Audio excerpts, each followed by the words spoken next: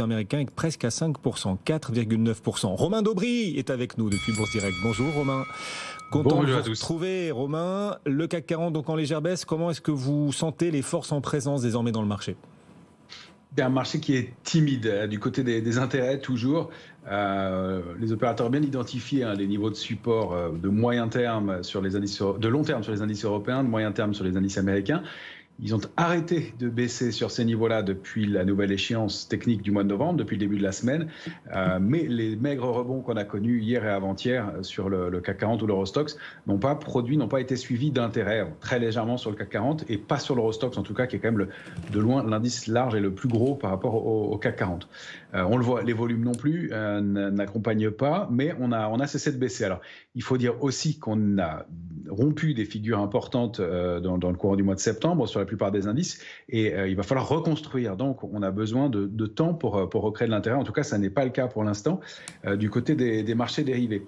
Du côté des couvertures, des protections dans les portefeuilles, ça s'étoffe un petit peu, mais on constate que malgré le stress et malgré les mouvements hyper brutaux qu'on voit sur les marchés, la volatilité sur le CAC 40, elle s'établit autour de 18-19. C'est pas énorme. On a encore la place pour un pic de volatilité complémentaire. C'est ce qui nous rend un petit peu prudents aussi. Et de ce côté-là, on trouve qu'il n'y a pas beaucoup d'intérêt. Puis c'est les écarts qu'on constate sur les valeurs, effectivement, qui reflètent ce qu'on a indiqué ensemble depuis quelque temps maintenant. Pas d'intérêt sur les marchés dérivés, pas d'intérêt d'une façon générale.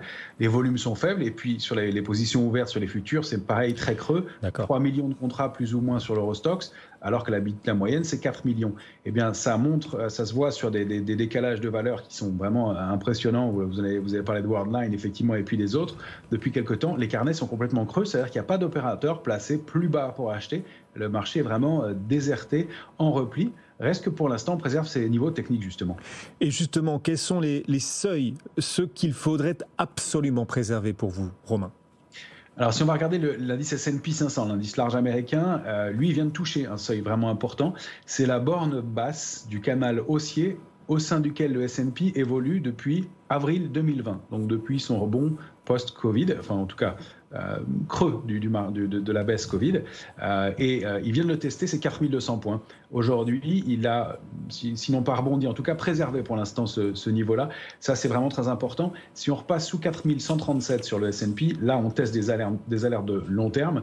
On change de paradigme dans le marché. On n'est plus dans la même configuration du tout. Pour un peu de mieux, il faudrait franchir 4273. Si on va regarder le CAC 40, on s'articule autour d'un niveau vraiment important. C'est le niveau de mieux intraday, c'est 6887. Ça, si on arrive à le préserver en clôture, c'est déjà du mieux en intraday. Sachant que la zone d'alerte est située entre 6751 et 6825, il faudrait au moins déborder ce niveau-là. Pour reprendre des couleurs à court terme, il faudrait là carrément se réinstaller au-delà de 7000 points. On a une zone 6998, 7012, ce serait un petit peu mieux. Et 7064 est une grosse cible aussi qui pourrait redonner des couleurs à court terme. Donc vous voyez, on est loin de réactiver la tendance haussière pour l'instant. On reconstruit, mais on préserve des niveaux, des seuils techniques et on s'articule autour de ces niveaux-là pour l'instant. Et on suivra demain la Banque Centrale Européenne, émission spéciale demain dès 14h sur BFM Business. On en parlait d'ailleurs aussi avec notre économiste dans la précédente demi-heure. Si vous n'avez pas pu nous suivre en direct à la radio ou à la télé, le replay à suivre sur notre site BFM Bourse. Patrice Gautry sur la BCE de demain. Est-ce que le statu quo attendu, est-ce que si la BCE ne relève plus ses taux, ce sera définitif ou est-ce que ce ne sera qu'une pause ? Patrice nous donnait donc son sentiment et le replay sur notre site BFM Bourse si vous souhaitez le réécouter. Julie également vous interroge, Romain. Oui, bonjour Romain. Je voulais savoir quels sont selon vous les indices boursiers qui sont les mieux armés techniquement ? Bien, si on regarde en Europe, en tout cas pour l'instant, il y a un indice qui surperforme clairement, c'est l'indice italien, le MIB, qui se comporte plus fort que l'ensemble des autres indices européens, et ce depuis au moins la mi-mai dernier. Et donc, comme il a retracé, comme la plupart des indices pour l'instant, il est en train de tester un niveau de support intéressant qu'on va regarder autour de 27 100 points.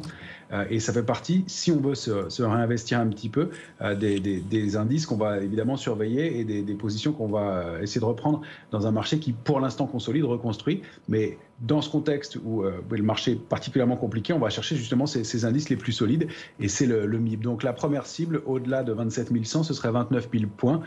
Si on arrive à déborder ce niveau contre lequel il a buté, l'extension maximale, on n'y est pas encore, mais ce serait 32 880 points. Merci beaucoup Romain Daubry avec nous depuis Bourse Direct. On vous rappellera Romain au moment de la clôture des marchés tout à l'heure. Donc petite baisse, rien de méchant. Le CAC 40 perd 0,1% en ce moment. 6884 points. On va parler des très nombreuses publications. Ce soir on suivra Meta, le groupe Meta qui annoncera ses résultats après la clôture. Alors Meta c'est un groupe parfois un peu versatile en termes de publications. Souvent des variations fortes à la hausse ou à la baisse. On ne sait pas à quel Meta s'attendre ce soir. Est-ce que ce sera Meta cap de pluie parce que Meta va décevoir ou Meta crème solaire. Parce que Meta va nous offrir de bonnes surprises. Rendez-vous en tout cas après la clôture de Wall Street. Oui, sur BFM, on est un peu fatigué. Sur BFM Business. Bon, il y en a un, c'est même pas la peine qu'ils mettent sa cape de pluie. Il faut carrément mettre la tenue de plongée. Là, aujourd'hui, c'est le titre Worldline. Bon, voilà.